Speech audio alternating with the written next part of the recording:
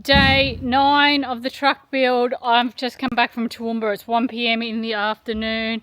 Spent all the day shopping and achieving very little over there. Spent $430 at Bunnings on Sikaflex and primer and aluminium angle, and that was about all I achieved. I did look at a lot of different things, but didn't really commit to any of it.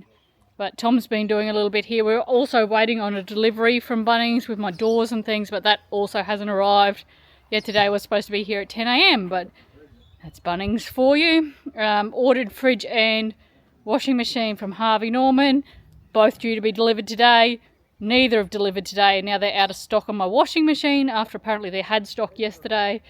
So getting the run around a little bit today, but I'll spin the camera around and I'll show you what Tom's been doing in our absence.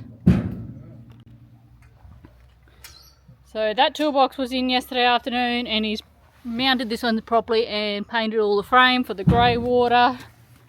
He's obviously had the tunes going because the speaker's out here.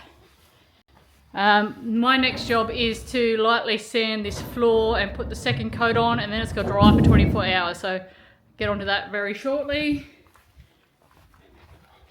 Tom's around here still struggling with this mount. He wasn't happy where it is, I don't think. Is that what we're doing? He's thinking maybe move it back just an inch. No, just further than that. Further than an inch? It's just a little bit too far forward. But this is Tom's box for his actual tools and things here. And then he's also bought some gas bottle holders, 2 of them, to go up in here somewhere too. And I did speak to a gas fitter today, so hopefully I'll hear back from him shortly about ovens and gas bottles and gas certificates and all that stuff. So thanks to the winter weather, we're coming up to 24 hours on that floor, and we are still sticky right up in the back. So can't sand and put a second coat on until it's dry enough for me to walk on. So we'll just have to leave that and wait a little bit longer.